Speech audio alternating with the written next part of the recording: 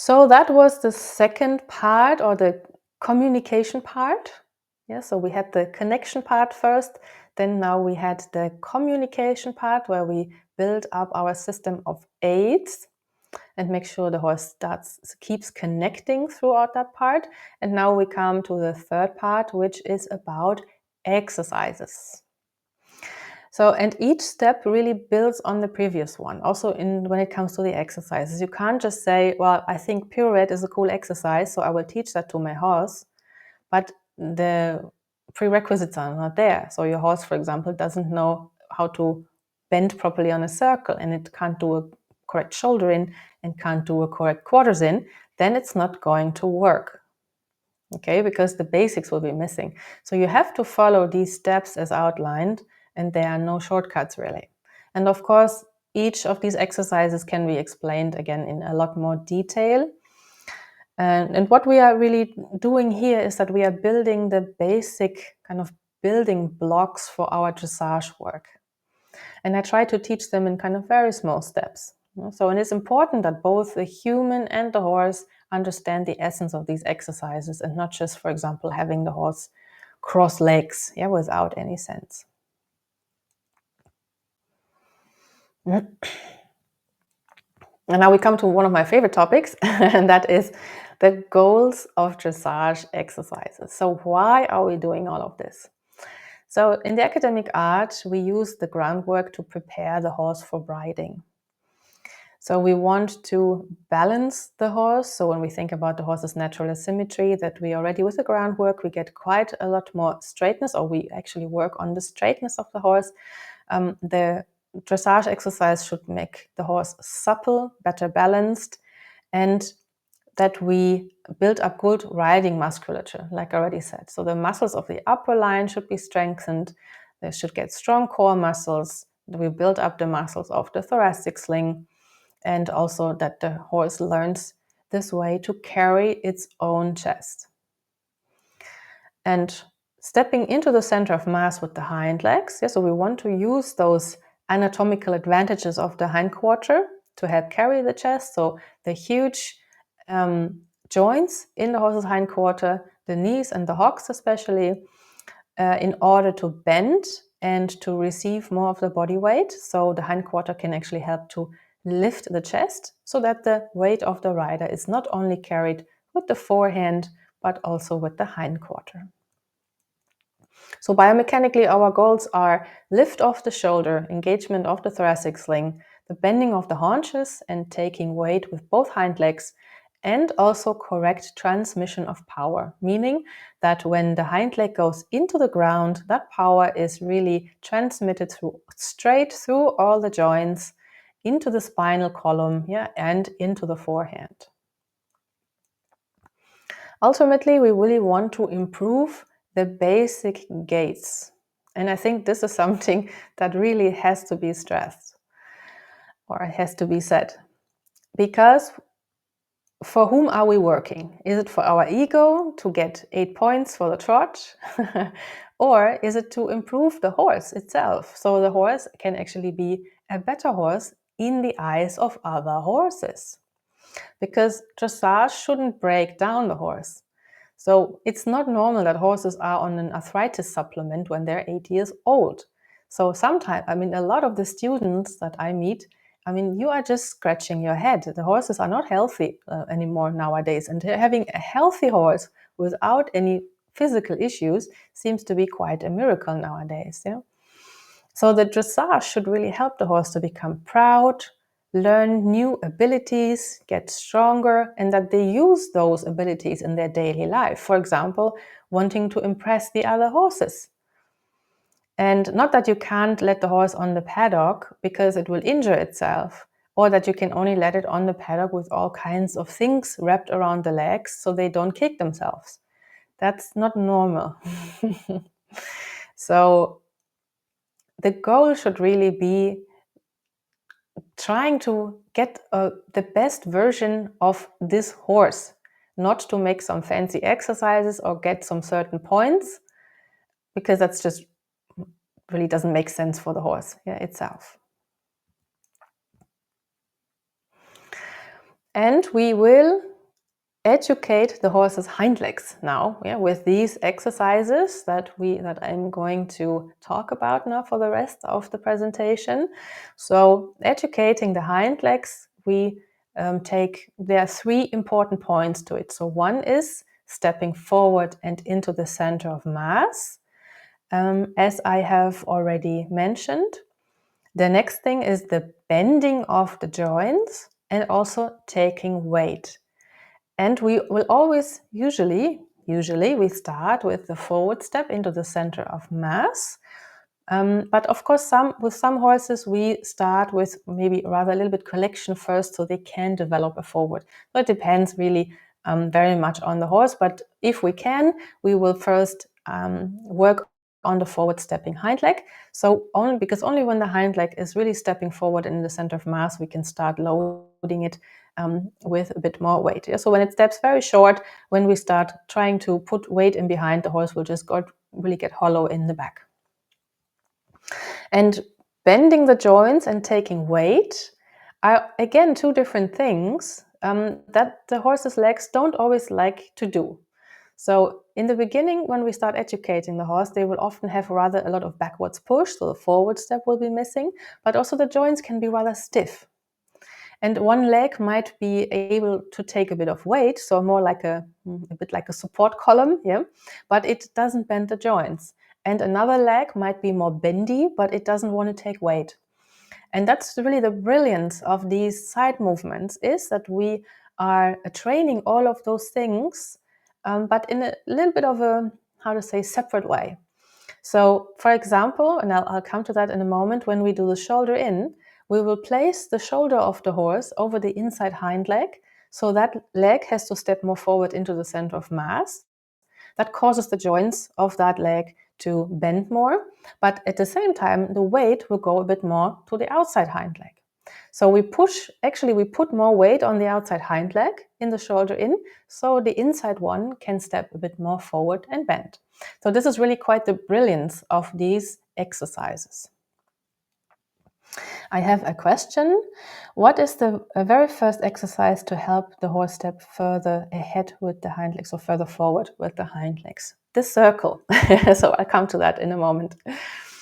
Just to continue my thought of earlier, and we also have to educate both hind legs in both positions, as an inside and as an outside one, because sometimes a leg is doing a good job, let's say as an inside hind leg, but it doesn't do a very good job as an outside hind leg. So we have to train basically 4 hind legs, the left one as an inside, the right one as an outside. That's very confusing. You could say the left one as an inside, the left one as an outside, and the right one as an inside, and the right one as an outside. I just named it like that because of the drawing that I made. Yes, so that is really quite important to understand. And then we come to our first exercise that we will often do, and that is the circle. So on the circle, the horse learns to bend correctly throughout the whole body. So we have stelling, correct bending throughout the whole body, and forward and bending of the inside hind leg. So that is really the first exercise, to answer your question, that we use to get a more forward swing of especially the inside hind leg. And we are also aiming for correct rotation. So we want to have the forward of the inside hip, the lowering of the chest on the inside, and lifting the chest on the outside, and also lifting the outside shoulder. So that is really the essence of our circle work. Also, on the circle, we already do quite an amount of straightness training. So it leads to a better lateral balance. So better balance that increases the suppleness. And we also want to develop better swing. So swing is the 3-dimensional swinging of the horse's spine, so that we get a better forward of the inside hip and the ribcage rotation, as I have talked about. So we will This will be a lot of the work that we'll do, is to develop that forward grab of the inside hind leg and getting a better swinging through the whole body as well. And the circle, you can really think about the circle as a shoulder in light. It is not a boring exercise. It's in fact quite difficult to do. A really good circle in balance. It's something you can, just like the shoulder in, you can work on it your whole life, yeah, so to say. But it is also where we start the education of the horse. The advantage of the circle is really that we train away from the wall, so that the wall is not taking over the giving of the aids and the horse is just leaning on the wall, but that we can balance our horse in between our aids. And also the infinity of the circle is an advantage because there's no corner coming and we have to be finished very quickly before the corner, but we can actually work continuously, improving things little by little. So here you see just a picture working the horse, the young horse, on the circle.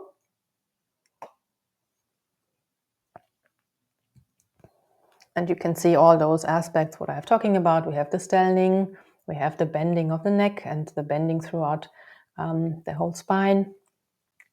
We have the forward and of the inside hind leg, and we have correct rotation, the inside hip coming forward, the inside chest lowering a little bit down on the inside, and a lift of the outside shoulder.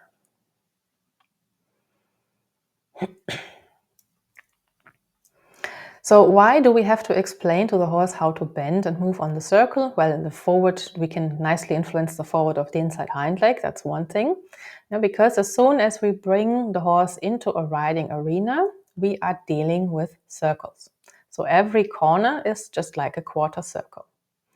And by nature, the horse will, first of all, follow their natural asymmetry to manage a circle. So they will not distribute their weight evenly on the 4 feet. And what they will do is they will overload mostly one front leg, and they will bear a large part of their weight with that more dominant front leg, right? And also then when this, of course, leads to more stiffness, so that usually activates the muscles in the underneck, and the head of the horse goes up, and the horse will go kind of hollow in the back, and that will also lead to a more push back of the hind legs. So you can see here on the left, you can see Mino as a young horse. That was about 2020. And you can see him not managing a circle very well, so he is leaning to the inside. So when horses don't know how to manage a circle, that's how they do it.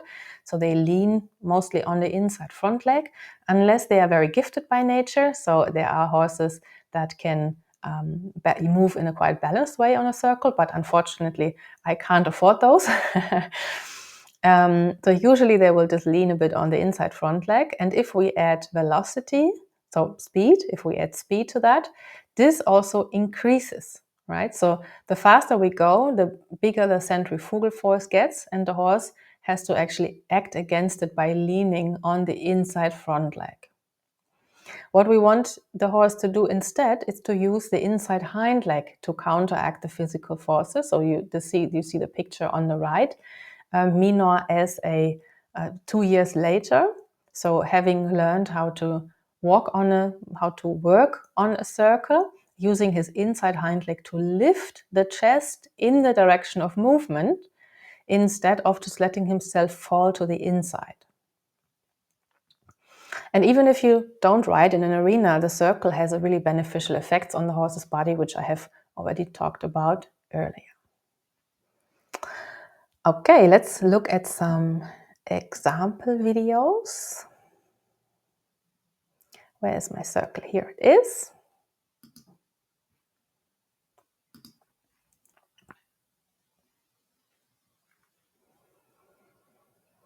So here just walking on the circle, and I'm using mostly my aid for inside leg, but also my body position. So trying to make a little bit of space with my outside shoulder, as you can see here. Inviting the horse to follow along. And here I needed a little to correct the shoulder bit because the horse was falling on the inside shoulder. To the other side. And what I'm looking for is that I get all the legs of the horse swinging forward and the front legs swinging forward towards the nose, yeah, as you can see here. That is now already a little bit of a shoulder in. So now we go just more forward on the circle again.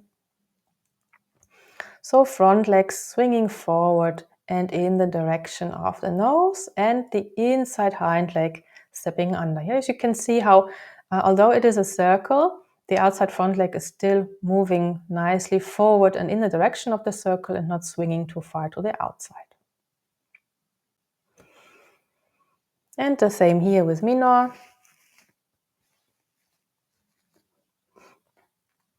So I'm paying attention to the lateral balance in the shoulder, that I don't get the horse leaning on the inside or the outside front leg, and that I get a good forward step of an inside hind leg. So these are my points that I'm looking for.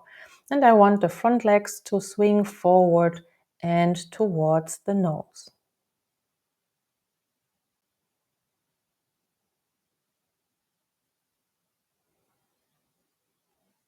One more time to the other side. Front legs swinging forward and towards the nose. And an inside hind leg stepping under the center of mass. And just mentioning it, so the horse is swishing the tail a lot because there are a lot of flies. And this was a day when it had rained before and there was a big attack of flies. It was very challenging to film on that day. And he just really doesn't like flies. All right, so that was the circle. Let me come back to you.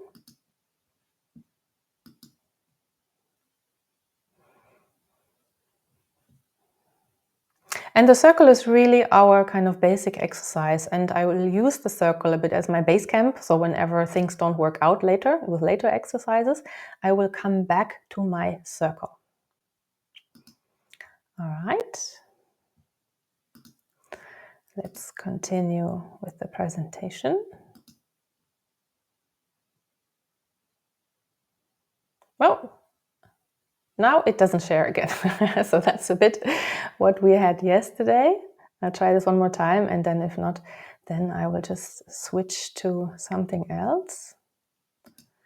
This is really not fun. Okay, I'll try this once more.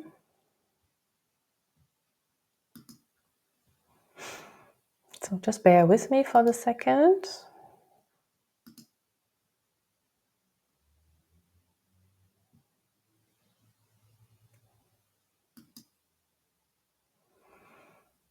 No, it doesn't share. Okay, then I have an alternative. I just need to remember which slide I was. Okay, this one. One second.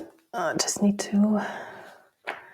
Oh, there it is. That should be in that one, because I should hopefully be able to send the slides in 1, 2, 3, this one, and now putting these slides over here. And that works very good. So now I just have to find the right slide. Just give me a moment. Here we go. That's really quite awesome. Okay, so now let's talk a little bit about shoulder in. So one second. Just closing this all up so I can see better. All right, so yes, the shoulder in. The shoulder in will be really one of the first side movements that we will do, and also one of the first one that we will learn, of course. But it is a little bit tricky. So we start with the shoulder in, with the side movements, but we also come back to it all the time because it actually is a little bit tricky. And you can basically improve the shoulder in all your life, yeah, so to say. It's a bit like the alpha and the omega. And the shoulder in, so Nuno Oliveira says the shoulder in is like the aspirin of the art of riding. It cures everything. And then one of our masters, Christopher Dahlgren, he always makes the joke like, yeah, when he does shoulder in, he needs an aspirin. And it is really a quite challenging exercise. But it also has so many benefits that I think we should go through the trouble. And Steinbrech says that actually the shoulder in is really our main column of the whole dressage. Yeah, so quite a big statement. Sending the horse sideways is easy. Correct shoulder in needs a little bit of an eye, yeah, to see what is happening and the correctness. And so how do we do that? So in the shoulder in, the shoulder of the horse is brought to the inside. Yeah, so it is actually, you are bringing the shoulder to the inside as if you wanted to turn, but you're not, right? So you still continue to go straight. And we are placing the shoulder over the inside hind leg of the horse. And because of that, the inside hind leg has to step more in the center of mass. In the shoulder in, the outside hind leg carries more weight. The inside one is then more free to swing forward and to bend. The horse should have a correct standing and bending. So again, all the points we talked about: forward of the inside hip, correct chest rotation, and freedom of the outside shoulder. So these things we actually want to keep always in the side movements. And also we really are looking for that lift in the outside shoulder. So Bent always says that he would love to rename the shoulder in as shoulder up, because mostly what we do is rather like a shoulder down, so bringing the horse on the outside shoulder, and it doesn't really have the same benefits then. Also in the shoulder in, the inside legs are crossing slightly in front of the outside legs. The shoulder in is a versal direction of swing. That means it is determined by the inside hind leg. And as you can see here in the graphic, all the legs actually have that swing direction of that inside hind leg. So the legs are swinging slightly to the outside, as seen from the horse's spine. And the correct shoulder in really improves bend and rotation. And it is really like the suppling exercise, right? So it is really great for suppling up the horse, and it prepares the horse for more bending of the haunches, because with every step, the inside hip has to lower a little bit, and that leads to a bending in the joints of the inside hind leg. Yeah, so and the inside hind foot has to cross slightly over the outside one, and that only works when the joints are a little bit bending. Yeah, so with the stiff legs, the horse can't really do that. So it's a bit kind of a biomechanical trick that we are doing here. And because of that, the joints of the inside hind leg having to bend more, we actually promote the bending of the haunches, and also it promotes more carry, because push happens with stiff hind legs pushing backwards, so the joints opening, pushing backwards, and carry happens with soft joints and bending of the joints. We can practice the shoulder in on the circle or on the straight line. And I will always introduce the shoulder in on the circle first. I really find it quite a nice and soft way how to introduce the shoulder in. And what I will do is I will basically just work in the bending on the circle, and then just do everything a bit more of a stepping under of an inside hind leg, and working the horse a bit more at an angle as I do with the just the bending on the circle.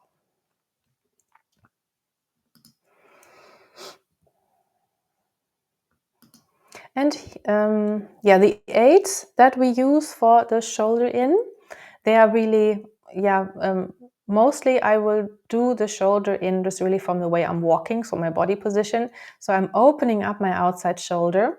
So in this case, this is my left shoulder here, taking my left shoulder a little bit more back, the inside one a bit more to the horse, and my toes are also pointing a little more towards the horse, not so straightforward anymore.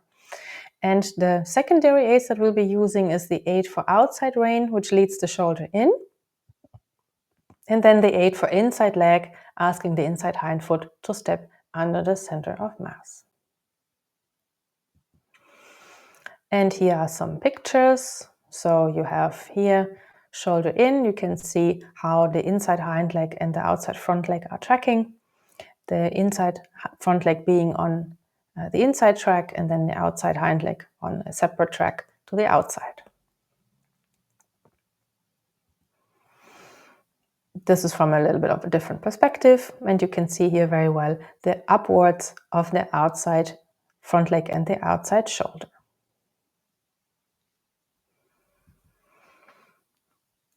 And one more picture. So having, you can also see here how that leads to the horse just really lifting nicely in the outside front leg. The black horse is sometimes a bit difficult to film and to photograph because he has some shadows on him all the time. And I think that's it in terms of shoulder in. Yes. So first, I will now send you a video about the shoulder in. Here it goes. This one is a little bit longer.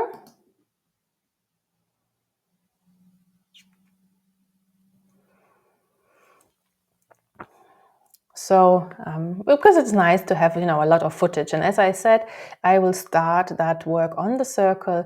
And basically what I try to do is just increasing the circle from an 8 for inside leg. So pointing my whip a bit to the belly and say, come, that inside hind leg should step a little bit more under. So basically shoulder a little more in and inside hind leg stepping more under.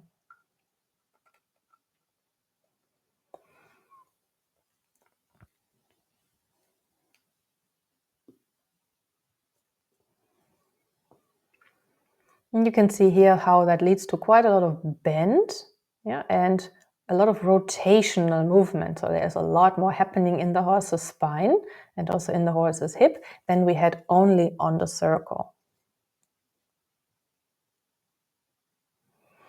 Now with the other horse, well, for Mino, shoulder in has always been a kind of challenging exercise, and he still doesn't find it very easy. My suspicion is because he is very wide. So his legs are wide apart. If you can see, now you see him coming from the front. He has an enormous distance between his legs. And I have a suspicion that this is why shoulder in is a bit more of a difficult exercise for him. So the quarter in exercises are a lot easier for him. And so sometimes it is, so here now we get a nice lift in the outside shoulder, and sometimes he can be even in the shoulder in a little bit pushy. So I'm using the shoulder in a lot to work on the push of the inside hind leg, because he can be really a bit of a pushy pony. And to the other side, so that right hind leg often has a really hard time to step under and to bend. So especially for the right hind leg, that shoulder in is really important for Mino. And you can see that although you see the tail swishing, you can also see how the tail is placed to the inside mostly. So that tells me that you have a complete bending throughout the whole spine.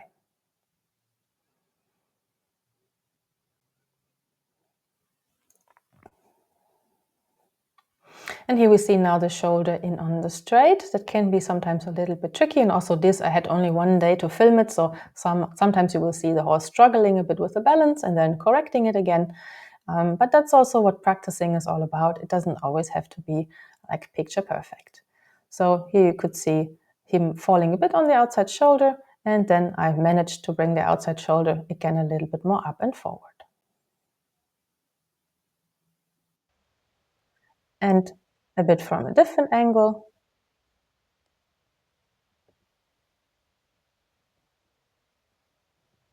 So you can see here the tracking of the inside hind foot and the outside front foot. Here he came a little bit too much to the inside because of shaking his head. And then I corrected that and straightening up from an 8 for outside leg. And once more, a little bit of a different angle.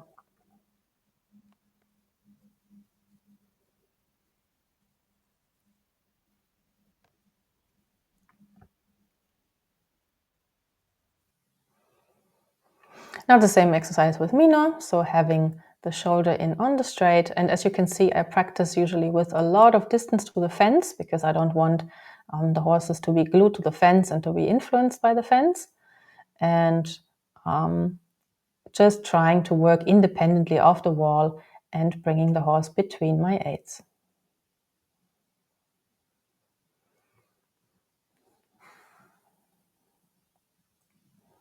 And looking at it a little bit from the front to this side shoulder in is a bit of a challenge for him because he often falls a bit on the inside shoulder. And you can also see here that he would really like to do that. So in this example, he is a bit not so easy to direct in the same balance, but it's also good to not only have the, like I said, perfect examples. And once more here from the back. There I started a bit of a too big of an angle, then I corrected myself again, and then it took me a moment to find, there we go, to find the correct angle in which to work the horse in the shoulder in.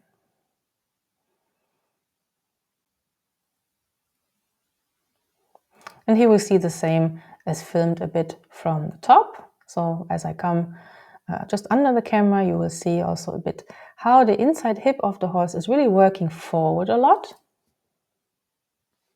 You can see how that is really coming forward and really bending to the inside, and also the tail really bending to the inside.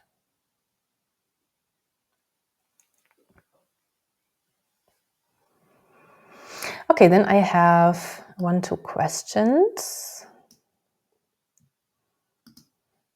Let me just come to that. So, how do you define the difference between shoulder 4 and shoulder in? Well, that depends on the angle on which you work. So shoulder 4 is rather just having the shoulder a little bit in. So you could say you work on something like 2.5 tracks. So not having the horse working so much sideways, you could say. So just a little bit. And sometimes I will even prefer that over a shoulder in. If a horse has the tendency to lose the outside hind leg, then I will rather work in a shoulder 4 because I still want to have more the benefits of the exercise than challenging the horse too much, right? So the shoulder 4 would be rather like working on maybe 2.5 tracks. On the circle, I mostly work the shoulder in more like a shoulder 4, you could say, because I find it really hard to work really on 3 tracks. On a circle, I find it's too difficult for the outside hind leg, and that it is often not able to support the body mass anymore. Then we have one more. Looks like shoulder in is 3 track and the shoulder 4 would be 2 track. Yeah, or 2.5. Exactly. So you answered your own question. Very good. Excellent.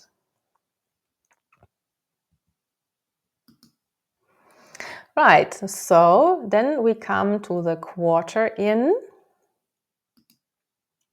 And the quarter in is really the basis for the half pass and the pirouette, and also for a big part of the collection work that we will do later. So it really pays out to work the quarter in correctly. And the quarter in is treated is a bit neglected, you could say. So a lot of people work something like a stepping under or some kind of crossing of legs or some shoulder in. But the quarter in is a little bit neglected, and it's a shame because it's a really super exercise, because we shouldn't only exercise the inside hind leg to bend, but also the outside hind leg to bend. And in the quarter in, what we do then is we lead the hind quarter a bit to the inside so that the outside hind leg is now stepping in the center of mass. And the outside legs are crossing a bit before the inside legs. The inside hind leg will carry more weight in the quarter in, and that leaves the outside hind leg more free to swing forward and bend. The horse should keep the correct standing and bending, like we said before. So again, with the inside hip coming forward and so on. Yeah, so what we have already talked about. And the correct quarters in will actually increase the bending even, and it will also lead to more rotation. So it's not really, and also what to pay attention for is that the inside hind leg should not step beside the body mass, so the horse going too far sideways, because then the horse will lose the bend and the correct rotation. And the quarter in is a traversal direction of swing. So that is now determined by the outside hind foot. So you can see here the red arrow, the outside hind foot swinging towards the center of mass, and all other legs should have that same swing direction a bit to the inside of the horse's spine. And it does this little dot meaning that the inside hind leg is taking weight. Quarter in just really improves the lift of the chest a lot. So the shoulder in is more like a suppling exercise, and the quarters in is already a bit of a collecting exercise. And for many students and horses, the quarter in is a first experience for true collection. Not forcing it through the hand, but actually causing it biomechanically. And in the quarter in, the chest will be lifted quite naturally through the hind quarter, and the neck and the head will be placed in a really beautiful and elegant way without us having to push and pull on it. And of course, it prepares the outside hind leg for more bending of the haunches. Bent says there are two keys for the art of riding. The first one is to control the inside hind leg, the bending of the inside hind leg, and the second one is the bending of the outside hind leg. And of course, there's a third one as well, so bending of both hind legs together. And we start with the shoulder in and bending the inside hind leg. And then we go towards training more a bending of the outside hind leg. The old masters did the same thing. Yeah, so Pluvinel, de la Guérinière, and Newcastle Steinbrecht, they all have this in common, right? As students, we have what we learn also with the quarter in is where does the outside hind foot have to step in order to transmit power and swing correctly? Because, for example, it happens quite a lot that we have an outside hind leg falling out, for example, in the shoulder in, or too much of an angle in the shoulder in. And then we actually need that knowledge that we gain in the quarter in, where does that outside hind leg step so it can transmit the power correctly. We can train the quarters in on the circle and on the straight line. And I will mostly start training it on the circle. So here then are the aids for quarter in. So what I do is now I close more my outside shoulder again. So I'm going more like on a kind of 90-degree angle to my line of travel. My inside shoulder and hip open a little bit. So you can see me here drawing kind of as if I would be drawing the hind quarter of the horse more forward by taking back my own my inside shoulder, my hand, my inside shoulder, my inside hip, and my toes just now point forward. The secondary aids are, so the aid for outside leg asks the hind quarter in, and the aid for inside rein keeps the shoulder in place. But of course, it depends on the horse and the horse's asymmetry, so you might need also an outside rein, for example.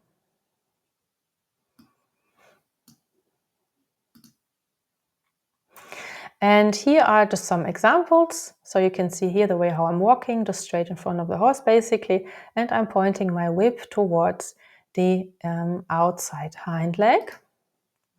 And here you see it from a bit of a different perspective once more, and you can see how it leads to a nice lift in the chest and the horse really placing the head and the neck correctly without us having to really kind of manipulate it. And here you can see it a bit from behind. And you can see how much of a bend actually the horse develops in the spine, right, through this exercise. Okay, so now I will send you again some video about quarters in.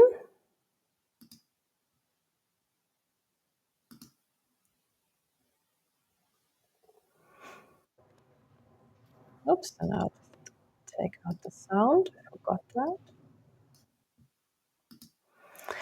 And you see here the horse stepping under with an outside hind leg, Now on a circle, and as I said before, I will mostly try and train the quarter in on the circle first, because I want to use the bending I get on the circle in order to train the bend into the quarter in. And I find that when I train the quarter in first along the fence, I get rather a bit more of a stiffer kind of quarter in with not so much bend and rather just crossing of legs.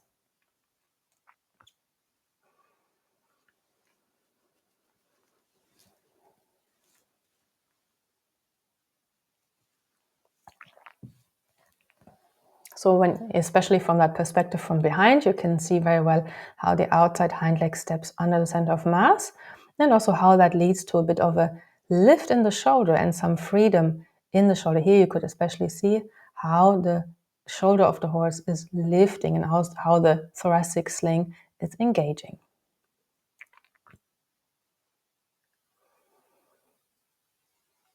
Here he went a bit too much sideways because I used too much my leg for outside, my 8 for outside leg. Then I corrected that again and went again a bit more forward. And this is now a quarter in on the center line, which is a super exercise to become independent of the wall. And it's really not so easy also to keep the straight line.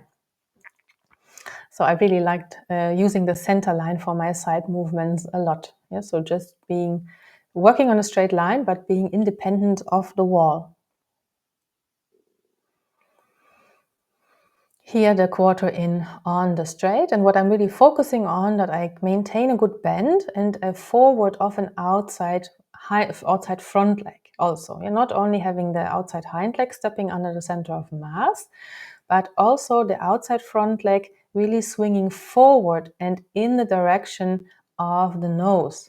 So not swinging towards the wall, which is something that really quite often happens. So Mino here took a little bit of a leaned a bit too much on the wall, and now I had corrected that, and now you can see, oops, he's again drifting a bit towards the wall, and this is where I need my outside rein. Although I'm doing a quarter in, and technically it's more like outside leg, inside rein, but sometimes you might need also the other aids in order to balance the horse better. And usually I try to train quite away from the wall, as you can see here. So having enough distance so I don't get the horse stick to the wall when I train the quarters in.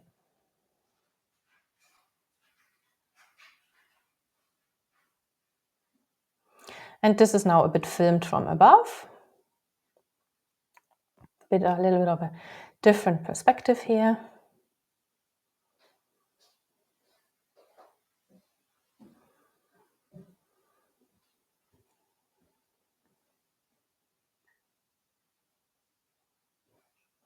And you can see, although we work on a straight line, the horse still needs to have really a lot of bend, in the quarters in. All right. So are there any questions about that?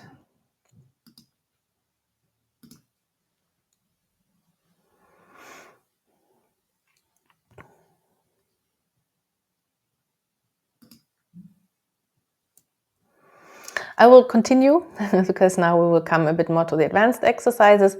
And if there's still anything you would like to know about haunches, then just type in the chat. Also on the end of this presentation, we will still take a bit of time for questions.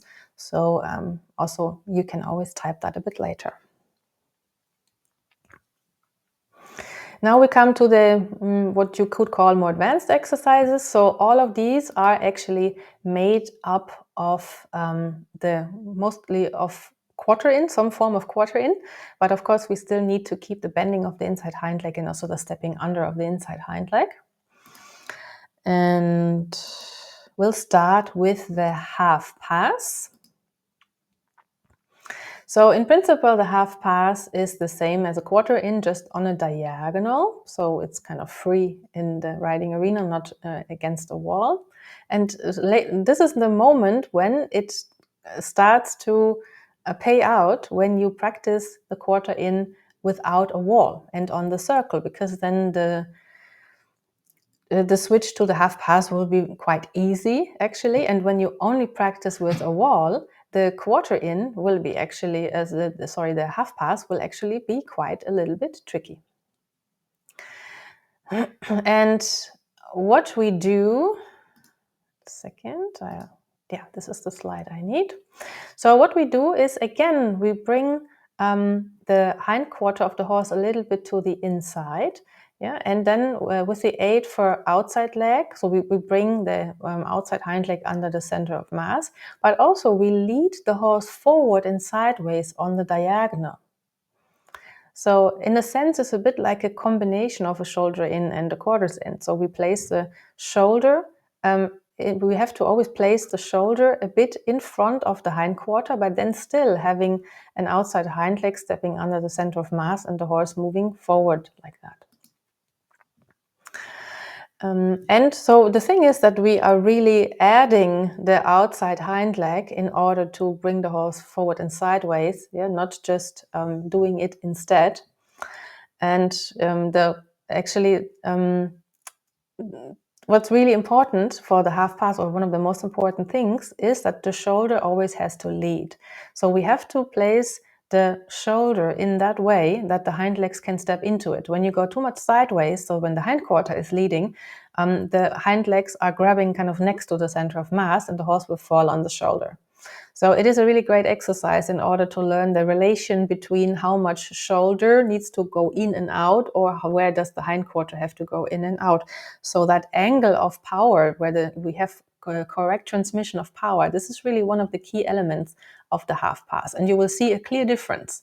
So when the horse is not stepping into the center of mass with the hind legs, or for example, the inside hind leg falling out or not having enough stepping under of an outside hind leg, then you will actually notice that the horse will not lift in the chest so well. It doesn't look so good. And when the horse is stepping in the center of mass with both hind legs, you get that nice, elegant lift in the chest, and also front legs nicely coming up and forward. In the half pass, the legs are crossing quite a lot more than in shoulder in and in quarters in. So the outside legs are crossing in front of the inside legs.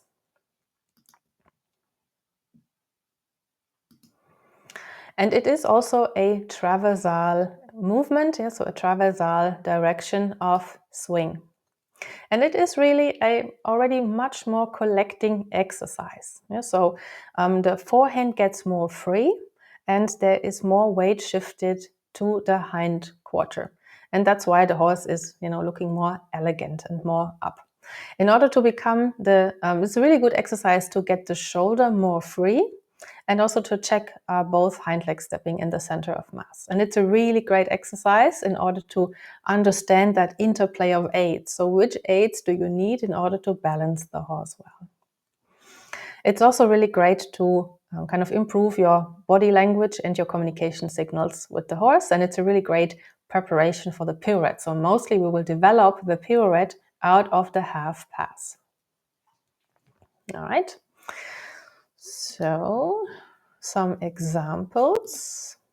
First the aids that we're giving. So we are walking on the diagonal. This is really quite important. You have to walk on your line first. So if you are not walking on that diagonal, so also bringing your point of weight on the diagonal, the horse will not come. And then, so with our inside shoulder, we make a little bit of place again, similar like in the quarters in. And the secondary aids are the aid for outside rein leads the shoulder in, and the aid for outside leg asks the outside hind leg to step under the center of mass. So you basically need both of your outside aids, but sometimes you will also need an inside rein, of course, in order to keep the shoulder balanced. Here are some examples. So you can see here how the outside hind leg is just crossing over the inside one. And here you can see it a bit from the front. So you can see here how the outside legs are crossing in front of the inside ones. And a bit of a different perspective again.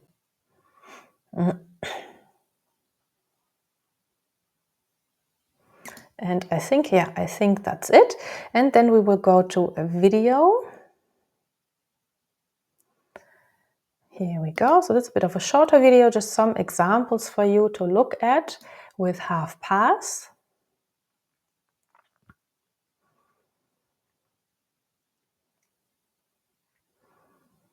So when I started the half pass here, he didn't really quite get a bit of a lift in an outside shoulder. Then now it is going better.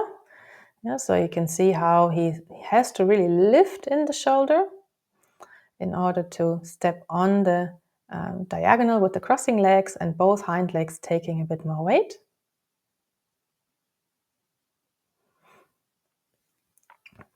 Then for the moment I got a little bit of a wrong angle, the shoulder falling a little bit behind and the hind quarter leading, and then I corrected that again.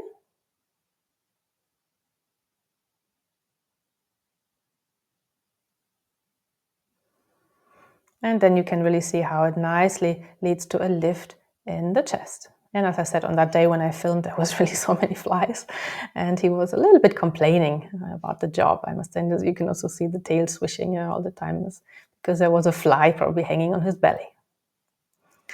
So with Veto, one can always see that he has just so many more years of experience with his groundwork. So how you can see how easy and fluent it is really with him. Yeah, so how he's just really able to nicely position himself in the exercise, and I don't need to make so many corrections. He just has quite a lot more years of education than me now.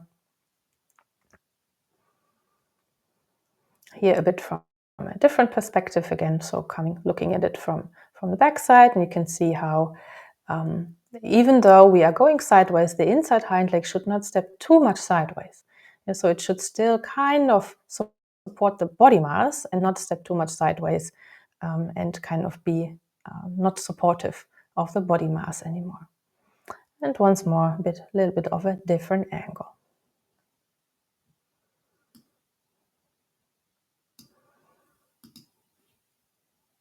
All right.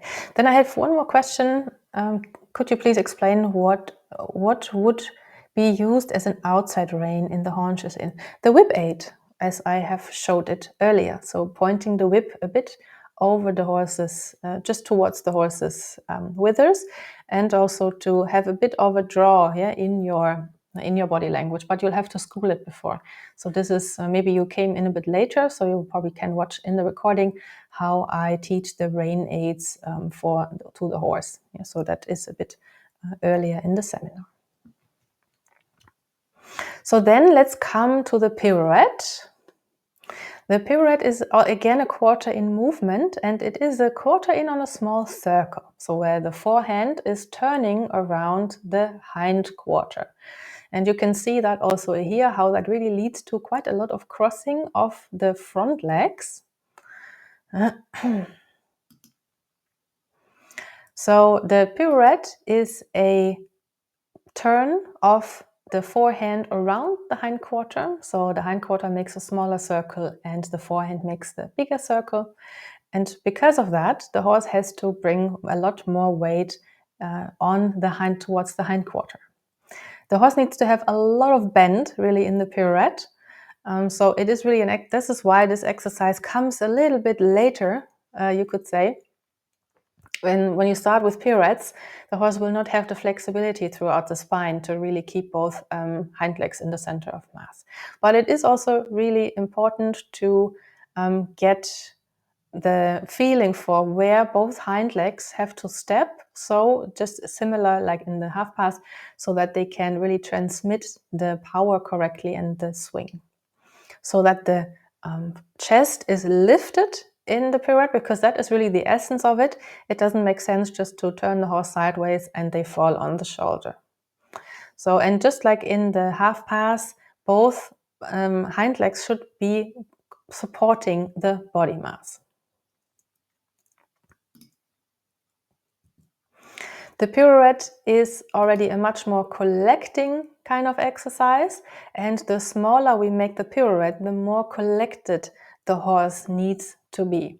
So when horses were still educated for narrow combat, turning was very important, and turning the horse on a very small space. Yeah, so the old masters really wrote a lot about pirouettes, and de la Gorinière, for example, writes that pirouettes are battle exercises, and they are used for the fast turning, so that you are not attacked by your enemy, and that you can also avoid your enemy, or that you can attack with a bigger agility yourself.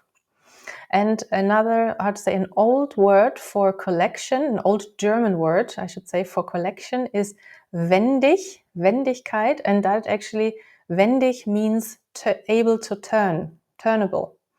So a collected horse is able to turn very well because its center of mass is more towards the hind legs and the shoulder is more free to turn around.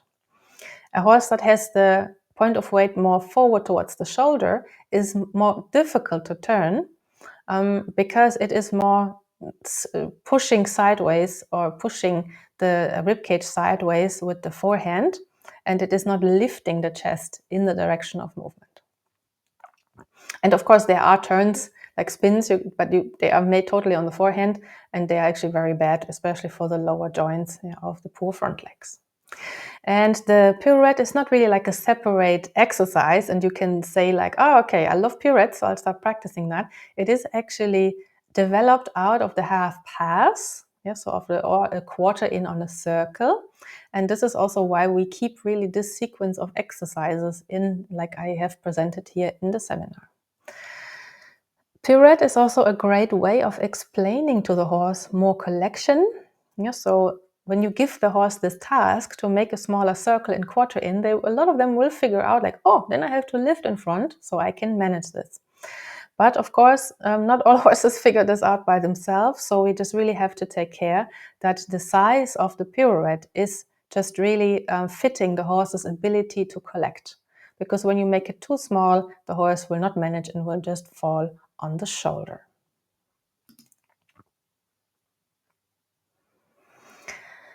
And so the aids, so the primary aid is that we have to walk a turn around the hindquarter. This is really quite important, and this is also mostly the most difficulty for students, is that they are too focused on the horse, but not really walking the pirouette themselves.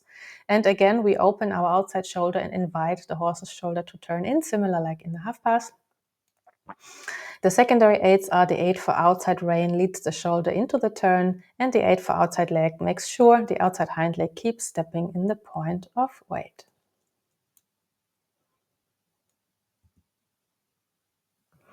So here are some pictures. You can see me here pointing with my whip towards an aid for outside leg, but also how I am walking around the horse. You can see how the pirouette leads to a nice lift in the shoulder there. Oh, and then we go renvers. That's a bit too far. And now I will show you some video of the pirouette. Here we go.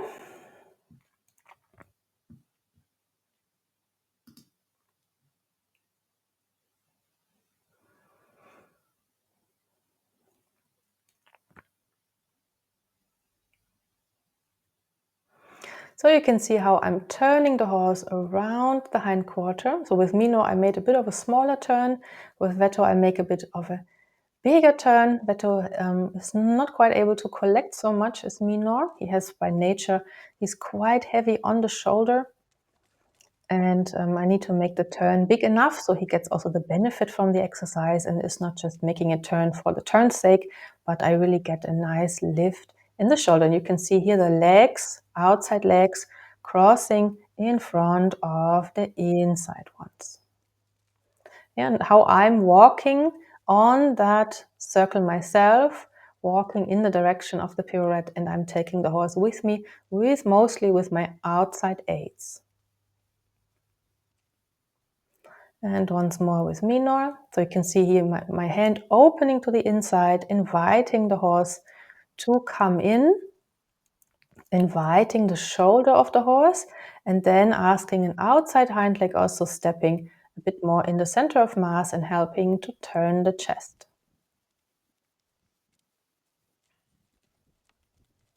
All right.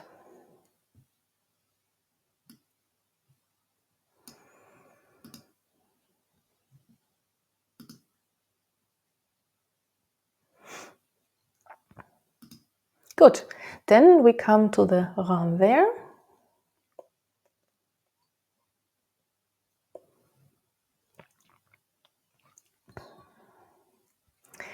And the renvers is really quite the same as the quarter in, especially when we do the quarter in on the straight line. It's just having the wall on the other side, yeah, to put it simply. But that is also a bit the challenge, that there is no wall at the shoulder and that we have to keep alignment of the shoulder with our aids. Yeah? So working, making sure both front legs are working forward.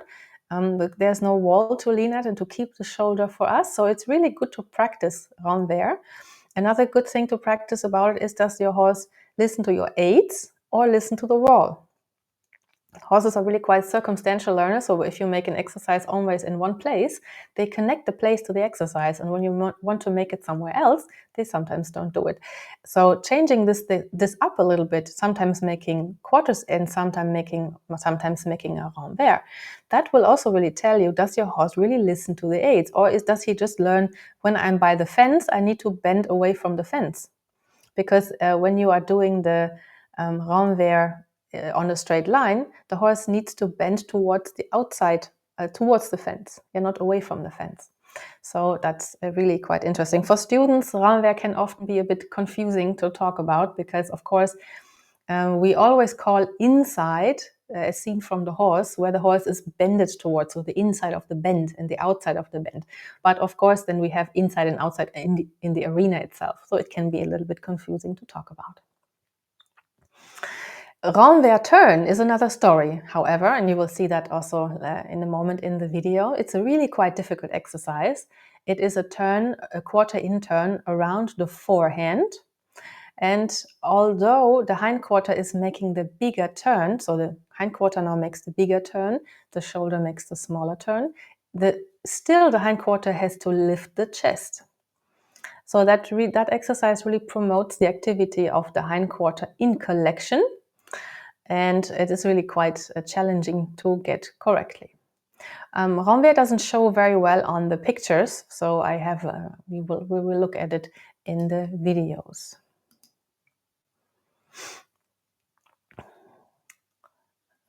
Yes, exactly. So I will just show you in the videos, and the aids are basically the same as on the straight. The aids are exactly the same as for quarter in. On the circle, the aids are a little bit more like half pass. Yeah, so it's a really very quite interesting thing to practice. Okay, so here comes the video. So this is renvers just practiced by the fence, and you can see it's just the same like a quarter in. Now we have the wall on the other side, and the challenge is to just really keep the horse listening to the aid, not wanting to bend to the inside of the arena, and to keep the shoulder well aligned. So you can see here I lost a bit aligning of the front, and then I got it back. And one more time with Vetto.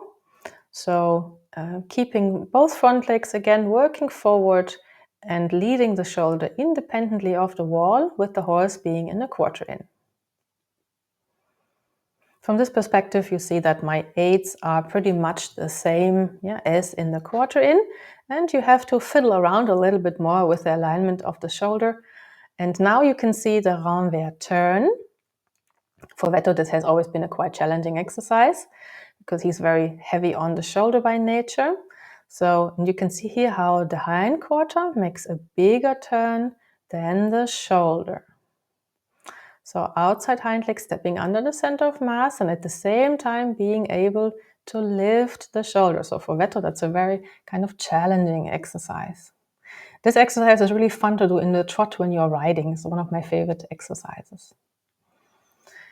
And Mino has a little bit of an easier time. You can see how it's a bit more easy and flowing. And the interesting thing with him is the more difficult it gets, the more interested he gets. So all the basic stuff he finds sometimes a bit boring, I think. And here you can see how it leads to an enormous lift in the shoulder. And just really, turning the hindquarter around the shoulder without losing the upwards lift. Now a bit of a different perspective from up. And that is again just a shoulder, a renvers on the straight line.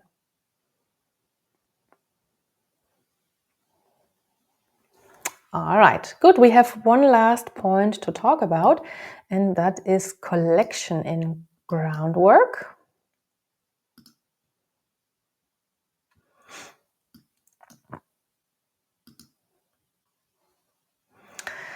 And I'm just talking about this quite briefly. I have made a whole seminar about collection in groundwork.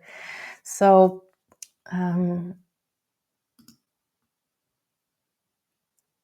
working collection and groundwork is really fun because you can really use your body language. Like I said, you can use rhythm, show your horse with your own body language what you would like to do. And it's a nice and playful way of working collection with your horse. And we have two main exercises that we are schooling in the groundwork in collection. We school the school halt, we call the school halt. We'll talk about that in a minute, and also the school walk. But first, maybe a bit about what is collection. So collection defines as the ability to shift weight to the hind legs, to bend the haunches, and to lift the chest. And that's really quite important because collection is not stepping on the place with stiff legs, but it is really bending the joints and lifting the chest, shifting more weight in behind. And as I said before, so the turnability of the horse, the lightness and balance from which everything is possible. I think this is a really nice definition of collection, the lightness and balance from which everything is possible. In the academic art, we always want the point of weight of the rider and the point of weight of the horse to coincide. So you can see here that the rider is leaning slightly back with his point of weight and the horse is following that. That's also a little bit more about the riding, in the riding. And collection for me is really like a puzzle, and a very interesting puzzle, because you need a lot of different elements. So, for example, energy. Do you have a horse that is rather low in energy? Do you have a horse that is rather high in energy? And collection needs energy. And it needs forward as well, in the sense of a forward step of the hind legs. When you lose the forward step of the hind leg, you just the horse just pushing out with the hind legs, then they get heavy on the shoulder and they start, dropping the back, and then you rather make an anti-exercise, basically. Also, tempo is a really interesting component. So basically, keeping the rhythm, slowing down a bit the tempo. How much do you slow down the tempo? When it's too much, the horse cannot really keep the forward step, and so on. Also the point of weight, so playing with that, how far forward towards the middle of the horse, how far forward, a little bit more back towards the haunches, and then the bending of the haunches themselves, which has to be educated over years, right? So it's not as easy as, okay, you put your horse up against the fence and you keep him in the front and you make some pressure in behind with the whip. Well, then you will get some steps on the place, but this has nothing to do with collection. This will be rather the horse just falling on the shoulder and making some steps, but not be able to lift itself. And then, of course, there's a huge topic of half halts. So there's so much to talk about in collection, but what my main goal was just to give you a little bit of a idea where the work is going, basically. And just to one more time have a bit of an image about this. So when the horse is on the shoulder, as we can see here, the horse on the left, you have not a very good forward step with the hind leg, and rather a lot of more backwards push, and the horse pushing itself on the shoulder. And the horse on the right side having a better forward grab and the center of mass being more back and the shoulder of the horse more light and up. And then we will train the school halt. School halt in itself is, again, a huge topic, and I just want to mention just a few things. So what's very important in the school halt is why we are doing this is we teach the horse to, first of all, shift a bit more weight back in the standstill, and then also to bend the joints of the haunches and to educate a bit more lift in the chest. So schooling the school halt has basically 3 phases. So first of all, the horse needs to be able to stretch a bit forward down and take a bending. So that work, what you saw in the video about the bend and the hand, comes very much into that. And the second step being, can you shift the weight a little bit back? So is the spine open for that halt, shifting a bit the weight back without dropping the chest, without getting hollow in the back? So already there, we will get often a little bit of a lift in the shoulder, and then shifting more of the weight back and then bending the haunches. So the horse in the school halt gets actually lower in behind. So it's not like a rearing, and it's also not a trick where they just pull up the inside front leg. Vetto always makes more of a kind of straight school halt. School halt is a very difficult exercise for him. He's very, very stiff in his knees and hocks. But still, it is an exercise that I like using for him. And without the school halt, I don't think I could get him collected at all. Yeah, for example, because he's just so heavy in the chest. So the school halt helps me to get lift in the chest. So the school halt is not a trick.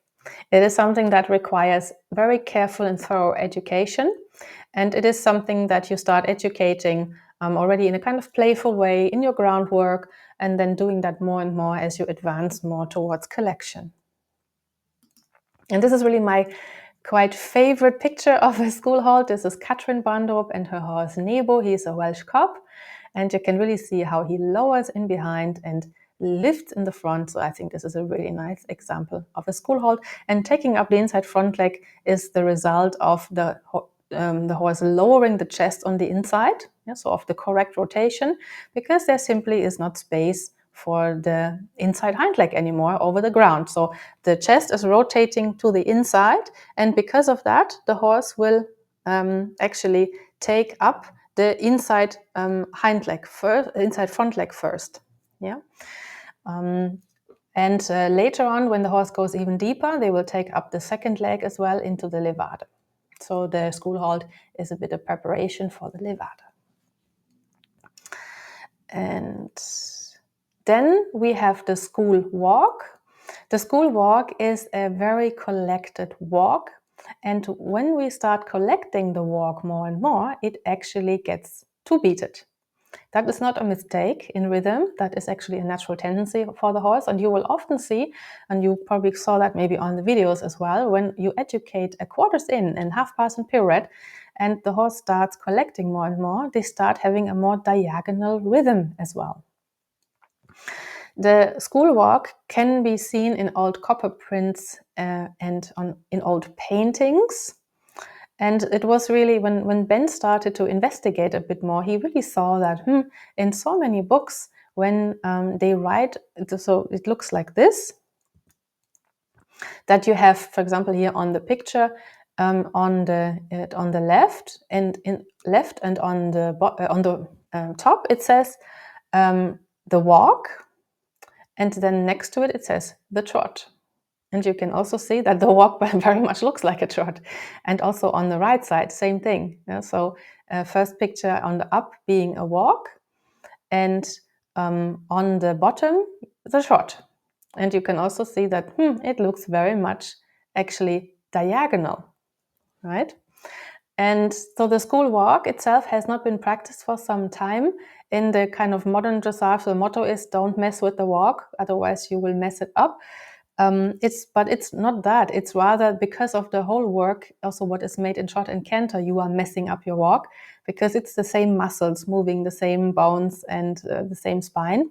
So usually when the horse has a bit of a tendency for pace or amble in the walk, that comes because of wrong work in also the other gaits. Yeah, so not only in the walk. And the school walk is just being rediscovered in recent years, and bend and the knighthood have a really big part in this. And actually, what I want to say with this slide is that when you do these exercises, so you start with your circle, then with the quarter in, then with half passes, pirouettes, the horse will collect more and more in a natural way, and you will have the school walk kind of developing in a quite natural way. So you can see when you compare the top pictures to the bottom pictures, you will see how the horses have a lot more lift in the chest. And in Mino's case, he will often diagonalize very easily. Yeah, so just a small screenshot, yeah, working a bit more in the standstill about how to create a little bit of movement in the standstill, from the standstill, yeah, so shifting weight in behind and at the same time thinking about walk. And you can see also here, one of why I chose these two pictures, now remember, is that Veto is just really a lot more heavy on the chest. And you can see that when I try to collect him, he has a bit of a backward standing front leg. And that's really the best he can manage usually. So that's a very good collection for him. He's really quite heavy in the shoulder, but nevertheless, I work him with a bit of collection, not too much, because he can kind of step on the place, but it has nothing to do with the piaffe. This is more like pushing his weight over the shoulder. So this is not really very beneficial. Mino has although he was also not so easy to educate, he has a much better ability to bend the joints and to lift in the chest. So most of the thing is that I got Veto when he was already had a basic education. He was a sport horse before, and some of these things I was never able to correct. And with Mino, I have started from scratch, and all of the education is just my own and my own mistakes, of course, as well. But it is just so much easier than for the horse to learn collection. And yeah, so now I just want to come and show you just a few examples of those collected exercises. This is the last video for this presentation.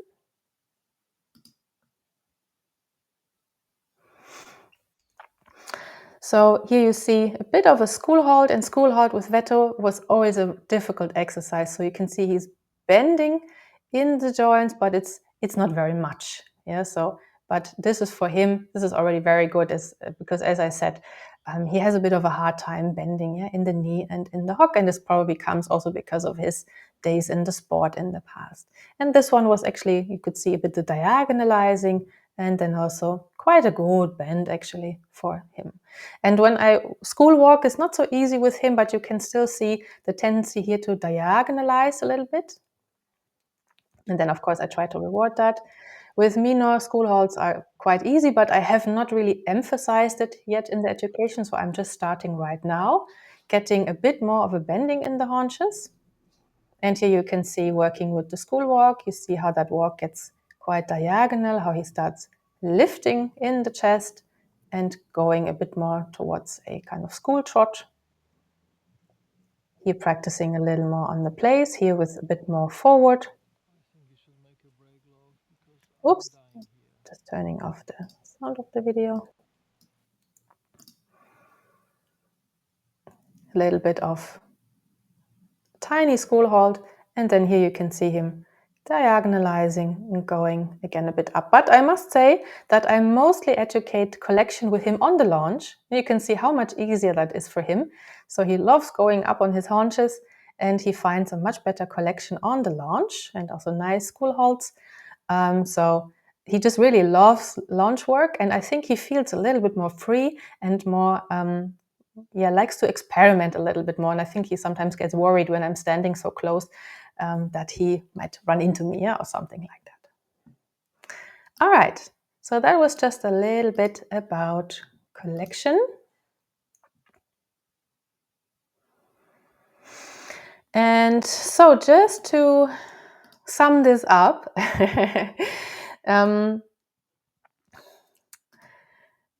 it is possible to train dressage exercises and have a happy and connected horse without stress, explained step by step. And the academic groundwork is a really great way of doing that. Yeah, so we start by getting to know our horses well, to connect, to become friends. Then we teach aids, so communication signals that we use to build up exercises. And we start with bending on the circle, then shoulder in, quarter in, renvers, half pass, pirouette, renvers turn. And before we know it, our horse has become stronger, more flexible, and is able to collect.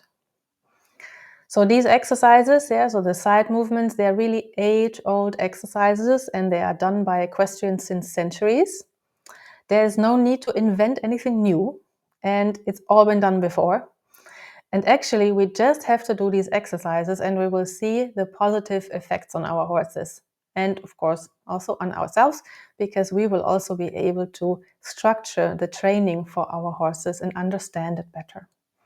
The cool thing about these exercises is they work with the whole horse.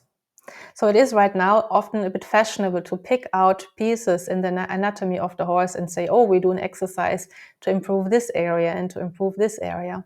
But those side movements, they really work with the whole horse, with the hindquarter and the shoulder, with the thoracic sling. The horses develop a great back. They will be able to carry a rider. So everything we need is really there. And that way we just really create a strong basis for our horses, for a long and healthy life. And it brings us a lot of understanding ourselves. Right. So if you have any more questions, this is really your last chance for this seminar. I have also something was happening in the chat. There was a message quite early on about there was more a technical one, that's why I hear. I'm wondering if your educational videos do have subtitles. I would like to buy it, but my English isn't perfect, and when I learn something new about horses, I need to fully understand. Which country are you from, Martina? Because I have a lot of German webinars in the Online Reitschule. So if you go there and you go to, I think it's called Einzelverkauf, so single sale video.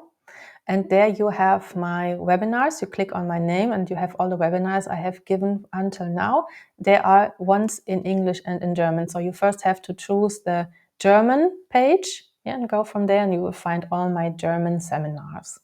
So I'm guessing because of your name that maybe you are from Germany. In my classroom is only in English for now. It is a lot of work to do everything in 2 languages, and I honestly don't have the time right now. Maybe at some point I will, and then maybe adding subtitles. So that would be a good idea because I have quite a lot of requests about that. All right, good. Then somebody says, this was a fabulous introduction. Thanks to Anke for the recommendation.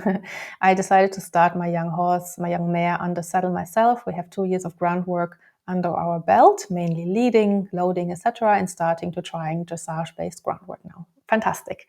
So that is really a great moment for you to watch this. Yes, some of you, of course, had to leave, because as I said in my mail, I'm never good at keeping it short.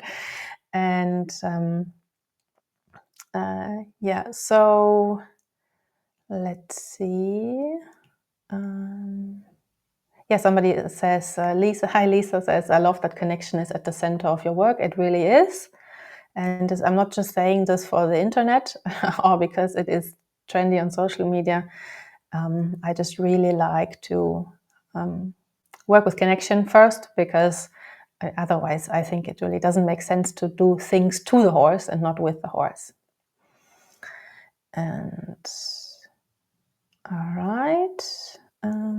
Denise, you're here again. That's really cool. So because yesterday it was a little bit not going so well in the presentation, but today I had a backup plan and it actually worked. And Sarah asks, you were talking about the atlas at the start and how you lower the head before the bend, so they are not colliding. Yes, that makes sense. But how about that issue in riding position where the horse carries the head higher than in your groundwork? Well, so horses can learn also in collection how to position the lower jaw correctly, and over the time of education, they will position it correctly, even though there is not this long forward down stretch. But in the beginning, in order to explain the stelling, that's what we will do, because horses naturally are always a bit reluctant to take the stelling to one side. They also like to have a stelling more to one side, and then the other side can be a bit more difficult, and then the forward down just really helps with that a lot. And over time, they learn, as you could see in the more advanced exercises, they learn how to carry themselves properly, also with the stelling, when they have a bit more of a arched neck. in the ground, in the riding, because you mentioned riding, because there are two things here. One of it is the more advanced exercises and having a bit of a shorter frame altogether, but still we want to keep a little bit of that. We don't want to contract the neck too much, yeah, so we don't make an issue there between the lower jaw and the atlas swing. But also in the riding, we will teach the horse always the giving towards the hand, which is giving forward. So that's really quite important, that we can, when we give forward with the hand, because there's nobody standing on the ground who can take the nose of the horse forward down, we want the horse to follow that forward stretch. Yeah? So the forward giving and stretching into our hand.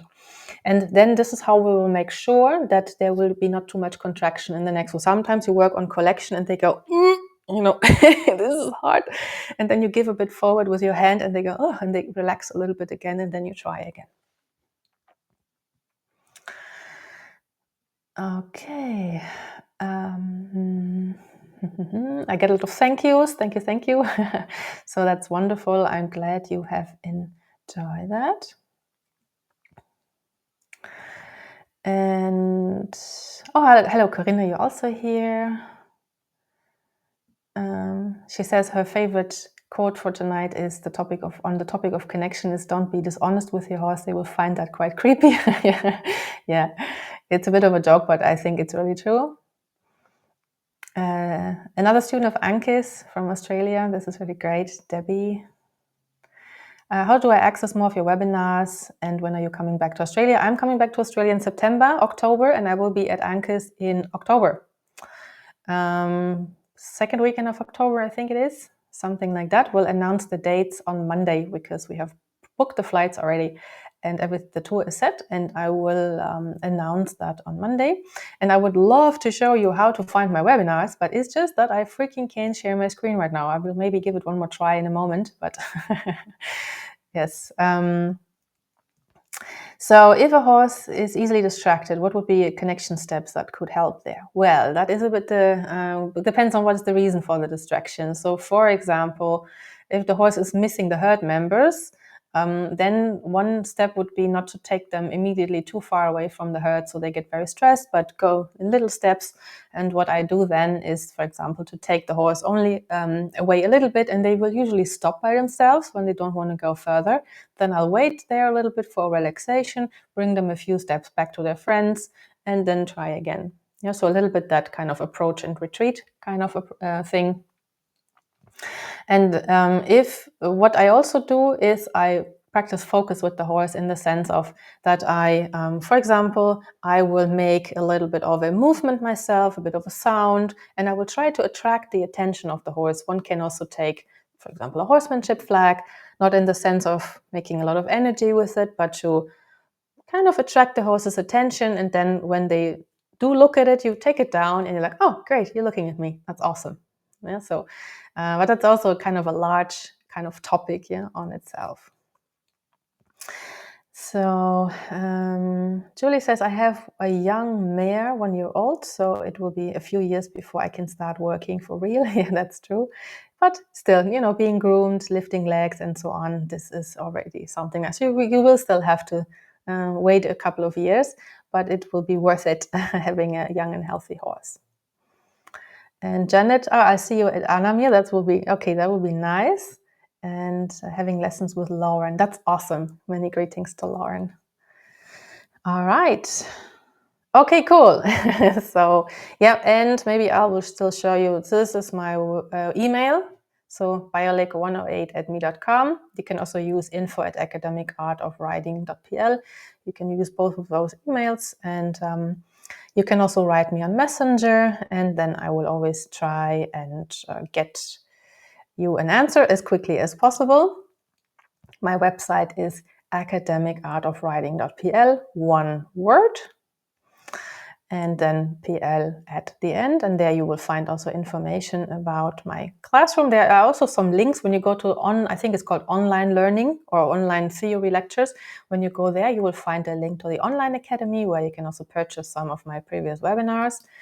And really the heart and soul of my work, that is my classroom that I have started just half a year ago in February. So it's a membership site.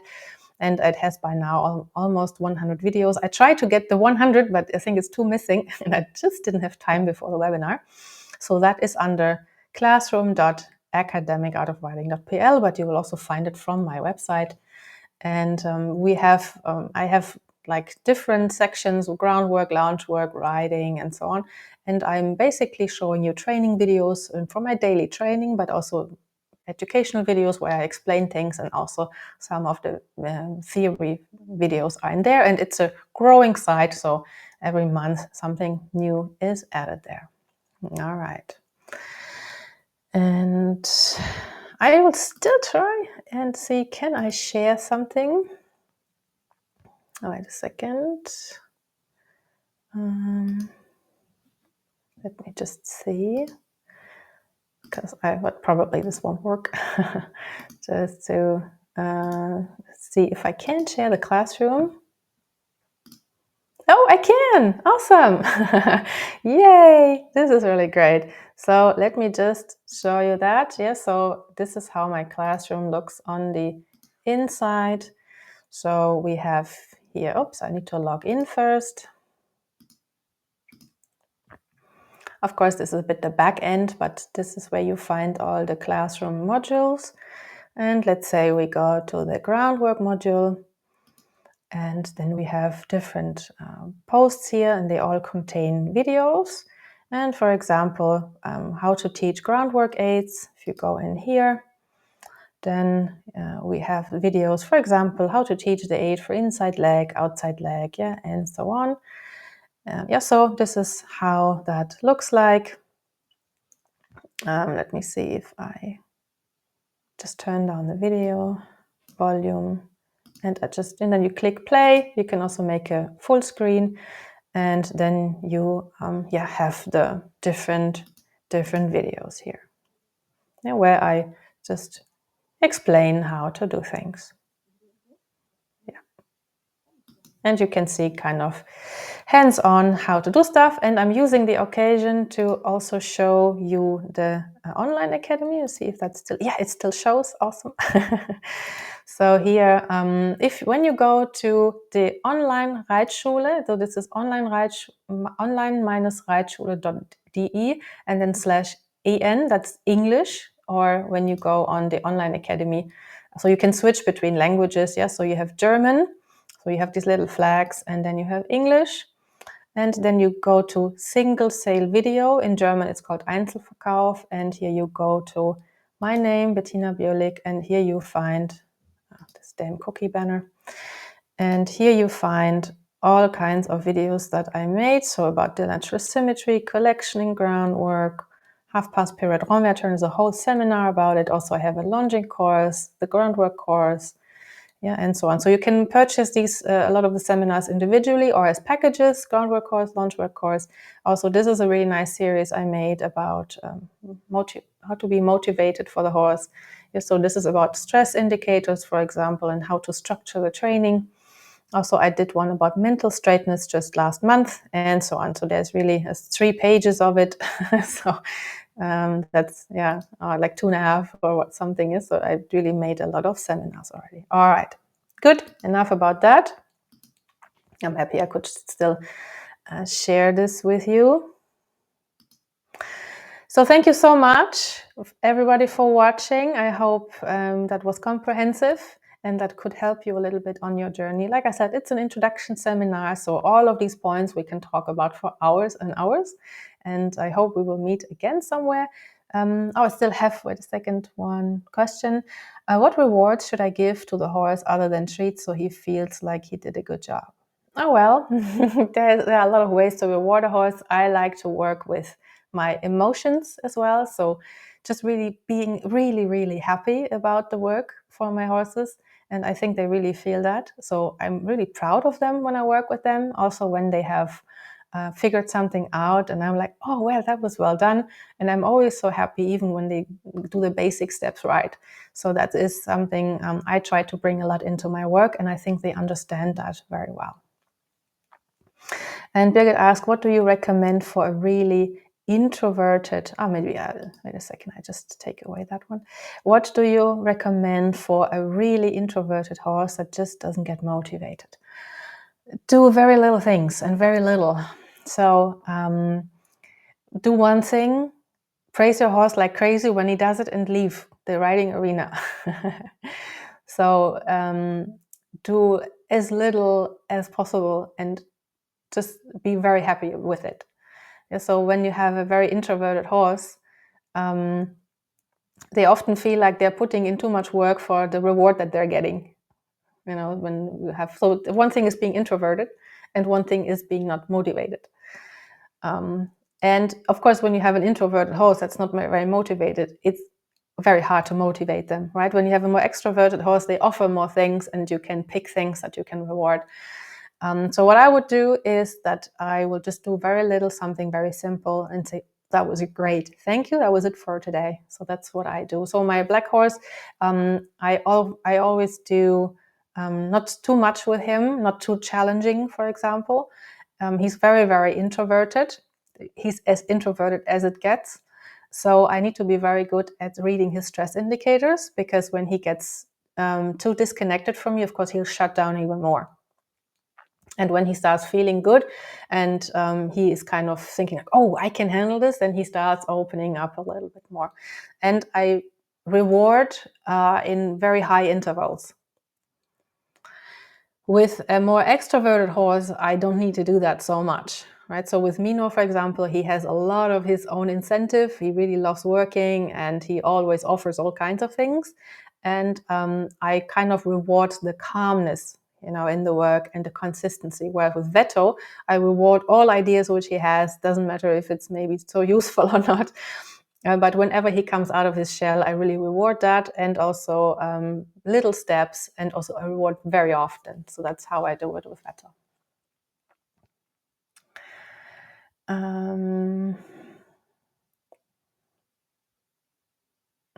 Yeah, Lisa says that you have summed up my favorite motto: you don't buy a horse, you build one. Yes, exactly. All right. Okay, cool. So I think that was all the questions. Thank you so much for staying. I will send you this recording hopefully out today, also to the group from yesterday who, this recording was a bit chopped up, unfortunately.